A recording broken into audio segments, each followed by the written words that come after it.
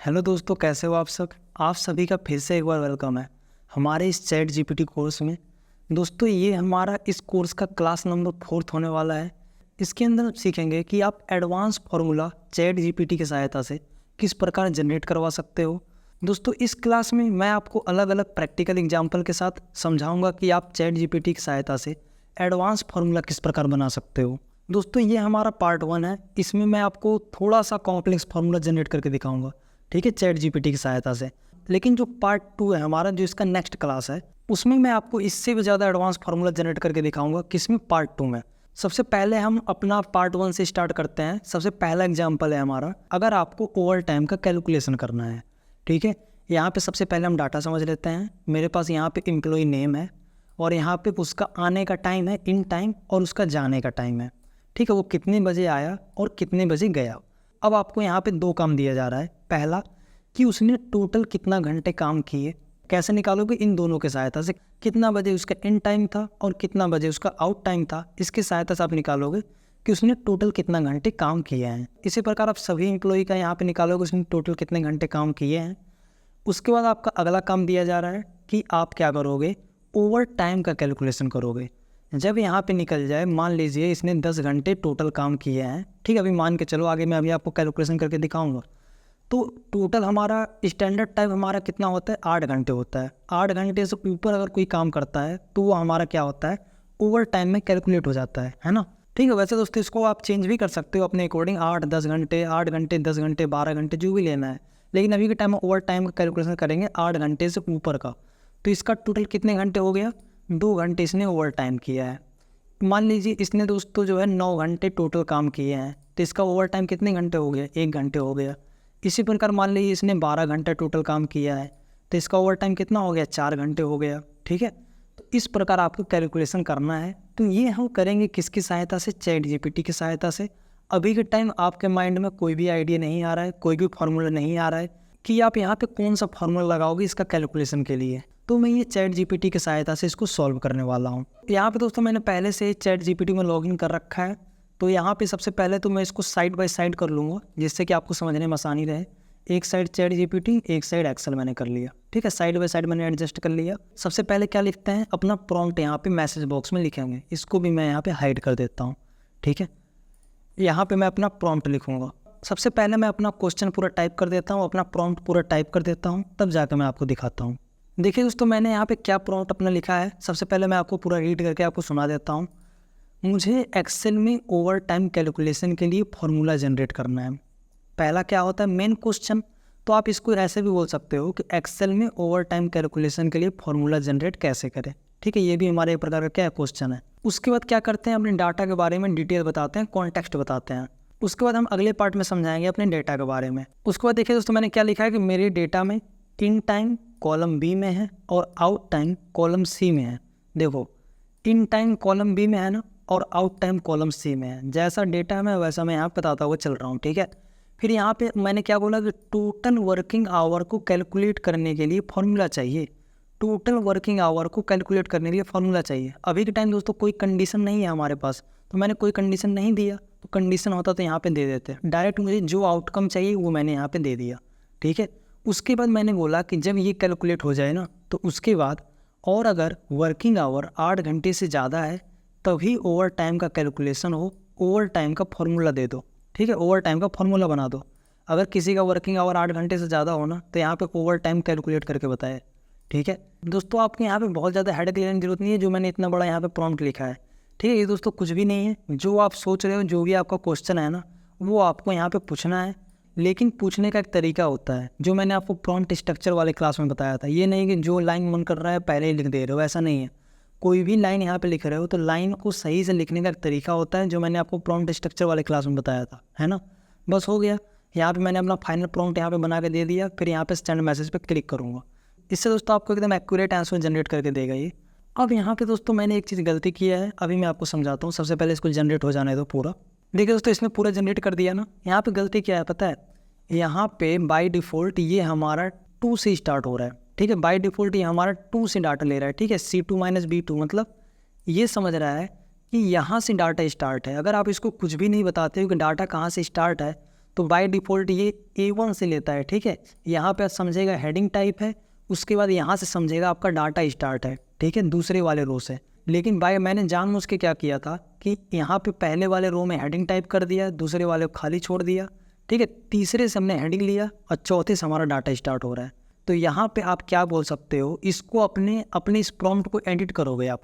अगर इस फॉर्मूला को यहाँ पे कॉपी करके यहाँ पे पेस्ट करोगे ना, तो आपका काम नहीं करेगा, ठीक है। 0 आ रहा है, कह रहा है इसने 0 घंटा काम किया है, जबकि गलत है ना। थोड़ा सा अगर दोस्तों यहाँ पे दिमाग लगाओगे, कॉमन सेंस लगाओगे, तो इस पर फॉर्मूला पर डबल क्लिक करके इसको आप यहाँ पे ड्रैग करके यहाँ रख लोगे, इसको ड्रैग करके यहाँ रख लोगे, ठीक है। तब दोस्तों यहाँ पे आपको बता रहा है कि 9 घंटे 30 मिनट इसने काम किए हैं। लेकिन मान लीजिए यहाँ पे आपको पूरा एकदम एग्जैक्ट सही फॉर्मूला चाहिए, तो अपने इस प्रॉम्प्ट को आप एडिट कर सकते हो। एडिट बटन पे क्लिक करोगे और यहाँ पे आप ये भी लिख सकते हो कि जो मैं आपने लिखा है ना यहाँ पे डिटेल वाले में, क्या कि मेरा data in time column B में है और आउट टाइम कॉलम सी में है। तो यहाँ पे आप ये भी लिख सकते हो कि डाटा 4th नंबर रो से स्टार्ट हो रहा है ना, 4th नंबर रो से स्टार्ट है, ठीक है। ऐसे अपने लैंग्वेज में दोस्तों आपको लिखना है, ठीक है। मैंने दोस्तों जानबूझ के यहाँ पे इंग्लिश वगैरह में या बहुत ज़्यादा कॉम्प्लिकेटेड वर्ड का यूज़ नहीं कर रहा हूँ, जिससे आपको समझने में दिक्कत हो। जो आप सोच रहे हो वही आपको लिखता हुआ चलना है, ठीक है। उसके बाद यहाँ पे दोबारा मैं इसको सेंड करूँगा, तो यहाँ पे देखिए दोस्तों दोबारा ये रीजनरेट करेगा, ठीक है। अब मैं इसको करूँगा कॉपी पेस्ट, ठीक है, जो ये फॉर्मूला देगा। तो जनरेट हो जाने देते हैं, तब जाकर मैं आपको दिखाता हूँ। देखिए दोस्तों, अब इसने फॉर्मूला जो दिया है ना, इसको आप सबसे पहले करोगे क्या, कॉपी करने के बाद अपने एक्सेल सीट में जाओगे और यहाँ पे करोगे पेस्ट। देखिए इसने अब आ गया ना सही हमारा। अब इसको नीचे के साइड से ड्रैग कर दो। अगर आपने दोस्तों अपने डेटा के बारे में एग्जैक्ट अगर सही लोकेशन बता दिया, सही पोजीशन बता दिया कि यहाँ से स्टार्ट है, ये कॉलम यहाँ है, तो एकदम सही आंसर आपको जनरेट करके देगा वो, ठीक है। देखो दोस्तों, एक क्लिक में आपका सही आंसर दे रहा है। उसके बाद दोस्तों ओवर टाइम के लिए इसने नेक्स्ट फार्मूला दे दिया है, इसको भी सिलेक्ट करके आप कॉपी कर सकते हो। यहाँ से कॉपी करने के बाद यहाँ पे कर दोगे पेस्ट। यहाँ पे देखिए दोस्तों इसका ओवर टाइम का कैलकुलेशन यहाँ पे करके दिखा रहा है, ठीक है। इसको यहाँ पे नीचे के साइड ड्रैग कर दोगे। अब आप यहाँ पे देखिए इसका ओवर टाइम कैलकुलेशन करके यहाँ पे दिखा दिया कि इसने 8 घंटे से ज़्यादा टोटल कितना घंटा इसने काम किया है। जिसने ओवर टाइम नहीं किया है उसके आगे 0 आ रहा है। अब यहाँ पे मैं इसको मैक्सिमाइज़ कर लेता हूँ। अब यहाँ पे दोस्तों जब मैंने ओवर टाइम कैलकुलेट किया है, यहाँ पे एक प्रॉब्लम है। जैसे कि मान लीजिए यहाँ पे किसी का जो आने का टाइम है, मैं दूसरे एग्जाम्पल में दिखाता हूँ आपको। यहाँ पे देखिए किसी का आने का टाइम मान लीजिए स्टार्ट हो रहा है 9 बजे से, सभी का आने का जो टाइम है इन टाइम 9 बजे से है। लेकिन कोई आ रहा है 8:45 में, कोई आ रहा है 8:30 में। तो मैं चाहता हूँ भले ही कोई 8:30 बजे आए या 8:45 में आए, इससे मतलब नहीं है। जो कैलकुलेशन हमारा होना चाहिए ओवर टाइम का, वो 9 बजे के बाद होना चाहिए, ठीक है। इससे दोस्तों क्या हो रहा है कि इनका फ़ायदा हो रहा है, ठीक है। भाई आने का टाइम 9 बजे है लेकिन 8:30 में ही कोई आ जा रहा है, इससे क्या हो रहा है, आधा घंटा उसको ओवर टाइम मिल जा रहा है ना। और इसको क्या हो रहा है, 15 मिनट ओवर टाइम मिल जा रहा है। तो हम ऐसा नहीं चाहते हैं। हम चाहते हैं कि 9 बजे से अगर कोई पहले आ रहा है, ठीक है, तो उसका कैलकुलेशन 9 बजे से हो। लेकिन अगर 9 बजे के बाद कोई आ रहा है, जैसे ये 9:15 में आ रहा है, 9:30 में आ रहा है, तो यहाँ पे ओवर टाइम घटना चाहिए, ठीक है। यहाँ पे एक्चुअल जो टाइम है वहीं से कैलकुलेशन होना चाहिए। अगर 9:15 है तो 15 मिनट लेट से कैलकुलेशन हो। 30 मिनट लेट है यहाँ पे तो 30 मिनट लेट कैलकुलेशन हो। लेकिन अगर 30 मिनट कम है, कोई अगर 8:30 बजे यहाँ पे आ रहा है, तो 9 बजे से ही कैलकुलेशन होगा। समझ में आ रहा है? तो ये क्वेश्चन आपको पूछना है चैट जीपीटी से, ठीक है। बहुत ही आसान है, कुछ नहीं। अब दोस्तों जो मैंने अभी आपको कंडीशन दिया कि ओवर टाइम कैलकुलेशन करना है, सही है, कोई दिक्कत नहीं, कैलकुलेशन हो जाएगा। लेकिन मैंने कंडीशन आपको क्या दे दिया कि आपको ओवर टाइम कैलकुलेट करना तो है, लेकिन अगर कोई 9 बजे से पहले आ रहा है उसका जो है 9 बजे से ही कैलकुलेशन हो। अगर कोई 9 बजे के बाद आ रहा है, लेट आ रहा है, तो जो टाइम है, जितने टाइम में वो आ रहा है वहीं से कैलकुलेशन होना चाहिए। अब देखिए ये प्रॉम्प्ट मैं चैट जीपीटी में कैसे डालूंगा। अब देखिए दोस्तों मैंने यहाँ पे अपना फाइनल प्रॉम्प्ट लिख दिया है। ये दोस्तों देखने में बड़ा लग रहा है, कुछ नहीं है, ये बहुत ही आसान है। जो मैं यहाँ पे आपको क्वेश्चन बता रहा था ना, जो कंडीशन बता रहा था, वही मैंने टाइप किया है। एक बार आपको पढ़ के सुना देता हूँ। मुझे एक्सेल में ओवर टाइम कैलकुलेशन के लिए फॉर्मूला जनरेट करना है। ये हो गया मेन क्वेश्चन। उसके बाद मैंने बताया अपने डाटा के बारे में। मेरे पास एक इन टाइम और आउट टाइम का कॉलम है। इन टाइम कॉलम बी में है और आउट टाइम कॉलम सी में है। यही है ना, आप देख लो एक बार। इन टाइम कॉलम बी में, आउट टाइम कॉलम सी में। उसके बाद डिटेल के बाद हम क्या देते हैं, कंडीशन। अब मेरे पास यहाँ पे कुछ कंडीशन है। पहला कंडीशन ये है कि अगर इन टाइम सुबह 9 बजे से पहले हो तो 9 बजे से ही कैलकुलेशन शुरू हो। अगर इन टाइम 9 बजे के बाद हो तो एक्चुअल टाइम इन टाइम से ही कैलकुलेशन हो, मतलब जो उसका एक्चुअल इन टाइम है, जिस टाइम वो आ रहा है 10 बजे आ रहा है तो 10 बजे से ही कैलकुलेशन हो। ठीक है, इस टाइप से मैंने लिख दिया। तो ये दोनों कंडीशन के बाद हमारा क्या हो जाएगा, टोटल वर्किंग आवर का कैलकुलेशन हो जाएगा। मैंने बोला टोटल वर्किंग आवर का कैलकुलेशन करने के बाद अगर वर्किंग आवर 8 घंटे से ज़्यादा है तभी ओवर टाइम का कैलकुलेशन होना चाहिए। ठीक है, मुझे टोटल आवर वर्कड और ओवर टाइम कैलकुलेट करने का फॉर्मूला चाहिए। देखो, टोटल आवर वर्कड और ओवर टाइम कैलकुलेशन करने का फॉर्मूला चाहिए। अब दोस्तों एक सबसे इंपॉर्टेंट चीज़ समझ लेते हैं। यहाँ पे जो मैंने अपना प्रॉम्प्ट अपने हिंदी लैंग्वेज में लिखा है, दोस्तों चैट जीपीटी इतना एडवांस लेवल का है कि आप जो भी लैंग्वेज में यहाँ पे लिख रहे हो वो समझ के आपको एकदम एग्जैक्ट आंसर जनरेट करके दे रहा है, एकदम सही आंसर जनरेट करके दे रहा है। बस क्वेश्चन लिखने का सही तरीका होना चाहिए। लेकिन दोस्तों मान लो कोई और AI टूल अगर यूज कर रहे हो ना, तो वहाँ पे अगर इस टाइप से अगर प्रॉम्प्ट लिखोगे तो आपका काम नहीं करेगा, वहाँ पे आपको इंग्लिश में प्रॉम्प्ट लिखना पड़ेगा। तो दोस्तों मैं आपको अभी के टाइम एक चीज़ बता देता हूँ, पहले आप हिंदी में ऐसे प्रॉम्प्ट लिख लेना, लिखने के बाद इस प्रॉम्प्ट को कॉपी कर लेना, मतलब जहाँ भी आप लिख रहे हो वहाँ से आप कॉपी कर लो। उसके बाद यहाँ पे गूगल ट्रांसलेट ओपन कर लेना। ठीक है, ये तो नॉर्मल आपको पता ही होगा, मैं आपकी केवल नॉलेज के लिए बता रहा हूँ। और यहाँ पे मैं अपने प्रॉम्प्ट को पेस्ट कर दूँगा। अब देखिए दोस्तों, जो भी मैंने प्रॉम्प्ट वहाँ से कॉपी किया यहाँ पे पेस्ट किया ना, उस सभी प्रॉम्प्ट को जो आपने हिंदी में लिखा था उसको इंग्लिश में कन्वर्ट कर दिया। अब दोस्तों आपके पास कोई भी AI टूल आ जाए, कुछ नहीं करना है, ये जो आपने इंग्लिश में अपना प्रॉम्प्ट बना दिया ना, अब दोस्तों कहीं भी आप अपने इस इंग्लिश प्रॉम्प्ट को पेस्ट कर सकते हो। कोई भी AI टूल हो हर जगह काम करेगा। लेकिन चैट जीपीटी में चाहे आप हिंदी में लिखो इंग्लिश में लिखो, कोई मतलब नहीं है, आपको एकदम सही आंसर जनरेट करके देगा वो। ठीक है, ये आपको दूसरे AI टूल के बारे में बता रहा हूँ कि इंग्लिश में अगर आपको प्रॉब्लम आ रहा है तो कुछ नहीं, गूगल ट्रांसलेट से पहले हिंदी में टाइप कर लो, फिर इसको इंग्लिश में ट्रांसलेट कर लो। अब दोस्तों यहाँ पे कुछ नहीं, अपना फाइनल प्रॉम्प्ट मैंने लिख दिया है, यहाँ पे सेंड मैसेज पे क्लिक कर दूंगा। अब देखिए दोस्तों, ये हमारा आंसर जनरेट करना आपको स्टार्ट कर देगा, एक फॉर्मूला आपको दे देगा। अब जो भी ये बोल रहा है ना, इसको आप स्टेप बाय स्टेप रीड कर सकते हो क्या बोल रहा है। ठीक है, इसको देखिए दोस्तों, यहाँ पे बोल रहा है टोटल वर्किंग आवर कैलकुलेशन कैसे करोगे। आपको दोस्तों स्टेप बाय स्टेप वो एक्सप्लेन करके यहाँ पे समझा रहा है, ठीक है, कैसे कैसे आपको अप्लाई करना है। अब सबसे पहला इसने हमें फॉर्मूला दिया है क्या, टोटल वर्किंग आवर के लिए, तो इसको मैं कॉपी कर लूँगा। कॉपी करने के बाद अपने एक्सेल सीट में यहाँ पे पेस्ट कर दूँगा। अब देखिए दोस्तों, यहाँ पे दिखा रहा है इसने 9 घंटे 30 मिनट काम किए हैं। ठीक है, अब मैं इसको क्या कर दूँगा, सभी को नीचे के साइड ड्रैग कर दूँगा। टोटल इसका दिखा देगा इसने टोटल कितने घंटे काम किए हैं। अब मुझे ओवर टाइम के लिए भी मैंने फार्मूला यहाँ पे जनरेट करवा लिया है, ये रहा ओवर टाइम कैलकुलेशन। तो इसको कॉपी कर लूँगा इस फार्मूला को। ठीक है, कॉपी करने के बाद अपने एक्सेल शीट में पेस्ट कर दूँगा। अब देखिए इसको दिखा रहा है कि टोटल इसका ओवर टाइम है वो 1.5 घंटे हैं। ठीक है, इसको नीचे के साइड ड्रैग कर दूँगा, सभी का ओवर टाइम का कैलकुलेशन करके यहाँ पे दिखा रहा है। अब यहाँ पे दोस्तों एक चीज़ नोटिस करो, इस कैलकुलेशन में यहाँ पे इसने जो 15 मिनट जो पहले आया था ना, ये 8:45 में, यहाँ पे 15 मिनट यहाँ पे ओवर टाइम में ऐड नहीं हुआ है। ये 9 बजे से कैलकुलेशन आपका कर रहा है। यही चीज़ मैं आपको पहले एग्जाम्पल में अगर दिखाऊँ, जो प्रिया का है ना 8:45 17:30, यहाँ पे देखो प्रिया का 8:45 17:30, इसका ओवर टाइम कितना आ रहा है 0.75 आ रहा है ना, जबकि यहाँ पे इसका ओवर टाइम कितना आ रहा है 0.5 आ रहा है, क्योंकि हमने एक कंडीशन और अप्लाई कर दिया, क्या कि 9 बजे से ही कैलकुलेशन होना चाहिए, है ना। ये था दोस्तों कि आप ओवर टाइम किस प्रकार कैलकुलेट कर सकते हो। अब समझते हैं अपने दूसरे एग्जाम्पल में कि आप एज का कैलकुलेशन कैसे कर सकते हो। यहाँ पे आपके पास नाम है और यहाँ पे है डेट ऑफ बर्थ। अब आपको एज का कैलकुलेशन करना है कि कितने साल का हुआ है। जो भी इसका डेट ऑफ बर्थ है 1990, 1985, 1992, तब से लेके आज तक जो भी आज का करेंट डेट है वो कितने साल का हुआ है। ठीक है, केवल ईयर निकालते हैं, है ना। तो यही क्वेश्चन आपको चैट जीपीटी में डाल देना है। ठीक है दोस्तों, आप खुद ट्राई कर सकते हो इसको। ठीक है दोस्तों, मैं चैट जीपीटी में आ गया। सबसे पहले मैं क्वेश्चन पूरा टाइप कर लेता हूँ, तब जाके मैं आपको दिखाता हूँ। देखिए दोस्तों, मैंने अपना फाइनल प्रॉम्प्ट यहाँ पे लिख दिया है। सबसे पहले इसको रीड कर लेते हैं।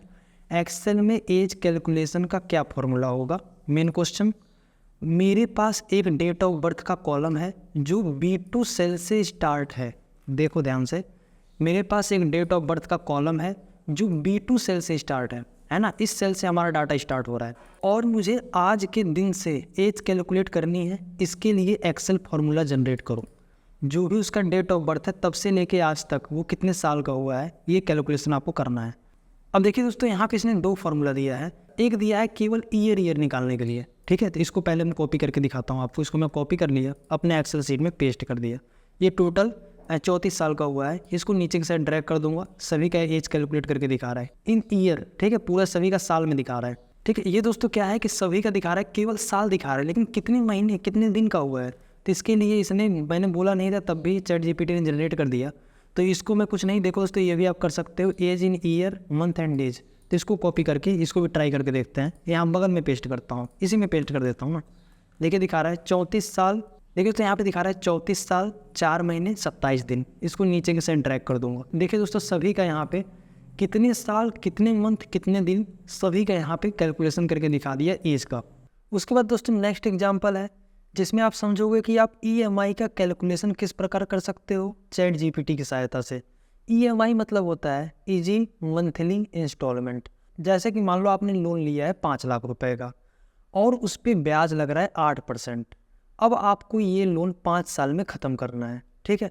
तब आपको यहाँ पे पता करना है कि हर महीने आप कितना रुपए दोगे कि आपका ये लोन अमाउंट ख़त्म हो जाएगा, ठीक है। इसी प्रकार 7.5 लाख का कैलकुलेशन करना है, 10 लाख का कैलकुलेशन करना है, ठीक है। इसने 10 लाख लिया है, ब्याज लग रहा है 9%, 15 साल के लिए इसने लिया है, तो हर महीने कितना रुपए देगा कि इसका ये रुपए ख़त्म हो जाएगा, ठीक है। तो आपको एक बेसिक सा एग्जांपल सबसे पहले समझ लेते हैं। जैसे कि दोस्तों मान लो आपने किसी से 1200 रुपये उधार लिए हैं, अब आपको ये 1 साल में उसको देना है। ये हो गया टाइम कि आपको 1 साल में ये रुपए जमा करना है।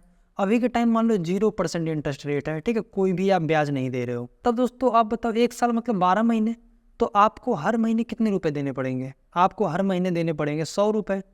अगर आप 100 रुपये हर महीने दोगे तो 12 महीने में आप 1200 रुपये का आपका लोन ख़त्म हो जाएगा।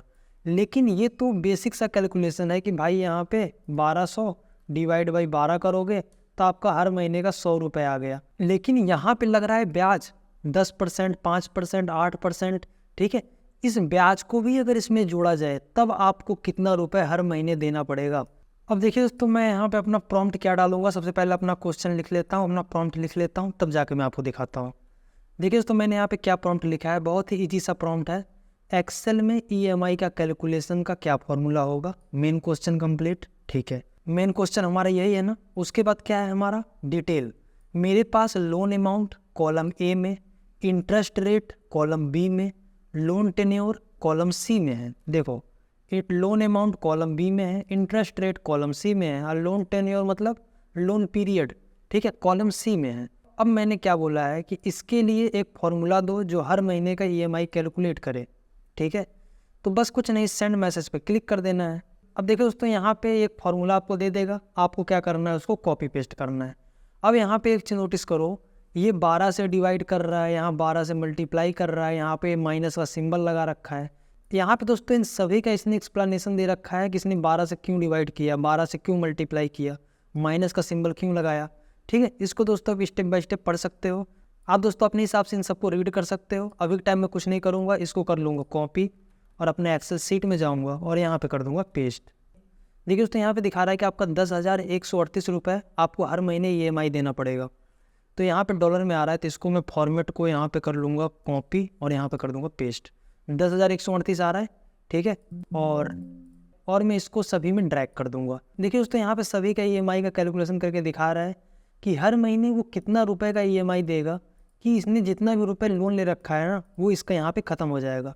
जैसे कि इसने 5 लाख ले रखा है, जैसे कि इसने 5 लाख ले रखा है, अगर ये हर महीने 10,138 रुपये देगा ना तो इसका 5 लाख रुपए ख़त्म हो जाएगा। जैसे मैं कैलकुलेशन करके दिखा रहा हूँ, एक महीने में वो कितना देगा 10,138 रुपये। मल्टीप्लाई कर दो कितने से, अगर आप मल्टीप्लाई कर दोगे 12 से तो कितना हो जाएगा, आपका 1 साल का निकल आएगा। 1 साल में 12 महीने ना, तो 1 महीने में आप दे रहे हो इतना रुपए, तो 12 महीने में आप कितना रुपए देने पड़ेंगे यहाँ पे कैलकुलेशन करके दिखा देगा। लेकिन हमें कितना तक करना है, 5 साल तक करना है, तो मल्टीप्लाई कर दो 5 साल, ठीक है।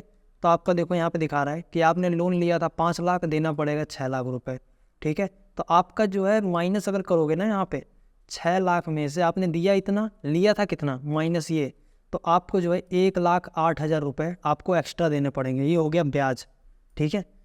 तो इस प्रकार दोस्तों आप सभी का कैलकुलेशन करके यहाँ पे देख सकते हो। कोई ज़रूरी नहीं है दोस्तों अगर मैं इनको डिलीट कर दूँ ना, ये हमारा एक तरह का लोन कैलकुलेटर बन गया।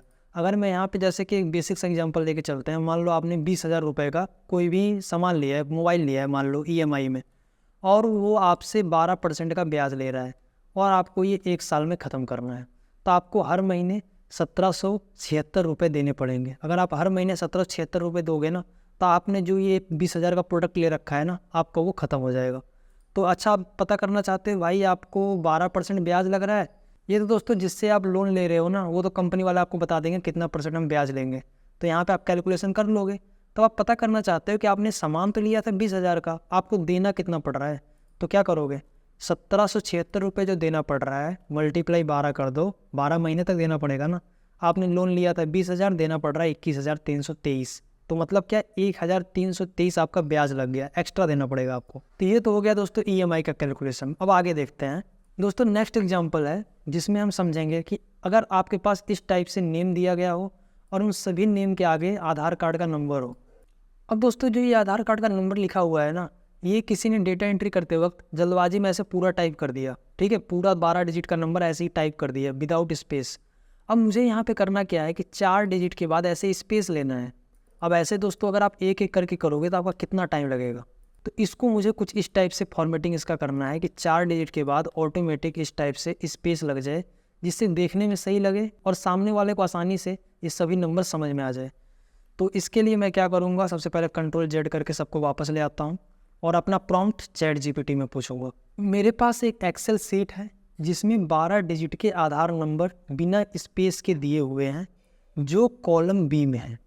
ठीक है, देखो जो कॉलम बी में है, ठीक है, 12 डिजिट के आधार नंबर टाइप है बिना स्पेस के। ठीक है, वैसे दोस्तों मेन क्वेश्चन मैंने नहीं लिखा कि आधार कार्ड के नंबर के बीच में स्पेस चाहिए, 4 डिजिट के बाद स्पेस चाहिए, नहीं लिखा तब भी कोई दिक्कत नहीं है, ये कंडीशन वाले में कवर हो जाएगा, क्योंकि ये हमारा आसान सा एग्जाम्पल है। ठीक है, ज़्यादा एडवांस फार्मूला नहीं है ये, तो हमारा एकदम सही रिजल्ट देगा ये। ठीक है, तो डायरेक्ट मैंने यहाँ पे अपना डिटेल बता दिया अपने डेटा का कि मेरे पास एक एक्सेल सीट है जिसमें 12 डिजिट का आधार नंबर बिना स्पेस के दिए हुए हैं, जो कॉलम बी में है। ठीक है, उसके बाद मैंने लिखा क्या, कैसे मैं इन सभी नंबर को दूसरे कॉलम में इस तरह फॉर्मेट कर सकता हूँ कि 4 डिजिट के बाद एक स्पेस आ जाए। एग्जाम्पल भी मैंने यहाँ पे दे दिया क्या, 1 2 3 4 फिर स्पेस, फिर 5 6 7 8 फिर स्पेस, ठीक है, फिर 4 डिजिट हमारा। इसके लिए फॉर्मूला बताओ।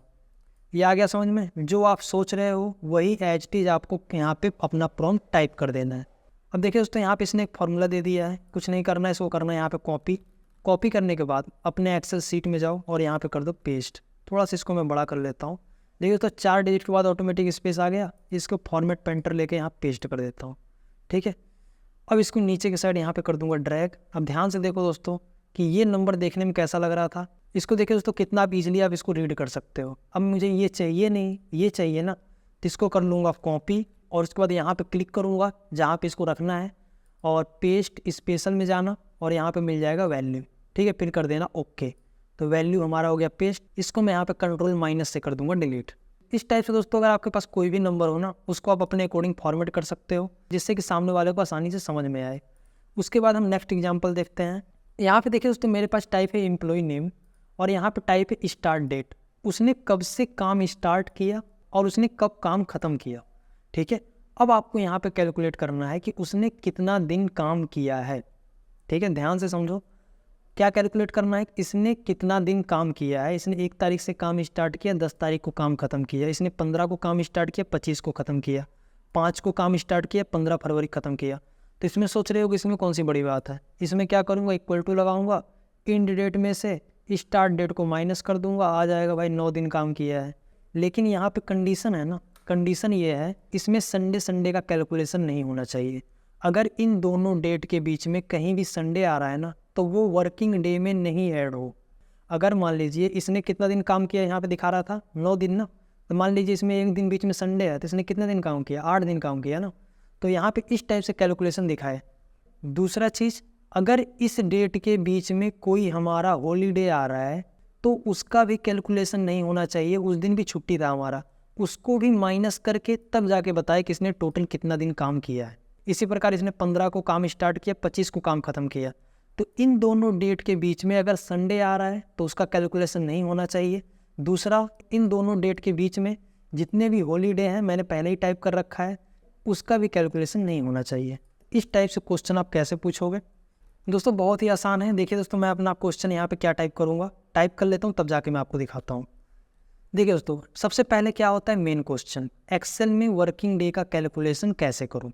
यही मेन क्वेश्चन है ना, वर्किंग डे का कैलकुलेशन कैसे करूँ। ठीक है, ओके, मेन क्वेश्चन कंप्लीट। उसके बाद क्या बताते हैं, अपने डाटा के बारे में डिटेल बताते हैं ना। तो मैं बताऊंगा क्या कि मेरे पास एक डाटा सेट है जिसमें एम्प्लॉय नेम कॉलम ए में है, स्टार्ट डेट कॉलम बी में है और एंड डेट कॉलम सी में है। एम्प्लॉई नेम कॉलम ए में है, स्टार्ट डेट कॉलम बी में है, एंड डेट कॉलम सी में है। ठीक है, उसके बाद एक हॉलीडे का लिस्ट भी है जो रेंज A13 से A26 तक है। देखो ध्यान से, एक हॉलीडे का लिस्ट भी है जो A13 ठीक है से लेके A26 तक है। ठीक है, अब ये हो गया क्या कि मैंने पूरा डाटा के बारे में मैंने क्या बता दिया, डिटेल बता दिया। अब उसके बाद क्या देता है, कंडीशन। मुझे स्टार्ट डेट और एंड डेट के बीच के वर्किंग डे कैलकुलेट करने हैं। ठीक है, स्टार्ट डेट और एंड डेट के बीच में वर्किंग डे का कैलकुलेशन करना है। ठीक है, लेकिन कंडीशन क्या है, संडे और हॉलीडे का काउंट न करे, इसके लिए फॉर्मूला दो। बस हो गया, कितना आसानी से हमने पूछा। सेंड मैसेज पे क्लिक करो। अब जो भी आपको फॉर्मूला देगा उसको कुछ नहीं करना है, कॉपी पेस्ट करना है। दोस्तों यहाँ पे इसने 2 फार्मूला दिया है। जो ऊपर वाला फार्मूला दिया है ना, इसमें क्या होगा कि सैटरडे संडे दोनों माइनस करेगा। लेकिन यहाँ पे देखिए दोस्तों, ये मेन फार्मूला जो नीचे देता है आपका, ठीक है, सबसे लास्ट में, संडे को एक्सक्लूड करने के लिए, मतलब संडे को हटाने के लिए, और सैटरडे काउंट होगा। ठीक है, सैटरडे को काउंट करने के लिए। ये है आपका रियल फार्मूला। इसको कर लेंगे कॉपी, अपने वर्किंग डे में जाएंगे, यहाँ पे कर देंगे पेस्ट। टोटल इसने 7 दिन काम किया है। पहले आ रहा था 9 दिन, अब आ रहा है 7 दिन। क्यों? बीच में संडे होगा और ये 2 तारीख को आपका क्या है, ऑफ है। ठीक है, अब मैं इसको नीचे के साइड कर दूंगा ड्रैग। देखिए दोस्तों, इस टाइप से मैंने सभी का यहाँ पे वर्किंग डे का कैलकुलेशन यहाँ पे मैंने कर लिया। दोस्तों ये था हमारा आज का ये क्लास, जिसमें मैंने आपको अलग अलग एग्जाम्पल के साथ एक्सप्लेन किया कि चैट जीपीटी से थोड़ा सा एडवांस फार्मूला किस प्रकार जनरेट करवा सकते हो। दोस्तों अगले क्लास में हम समझेंगे कि आप इससे भी ज़्यादा थोड़ा सा और एडवांस फार्मूला अगर आपको जनरेट करवाना हो, थोड़ा और कॉम्प्लेक्स फार्मूला जनरेट करवाना हो चैट जीपीटी की सहायता से, तो ये हम समझेंगे अपने नेक्स्ट क्लास में।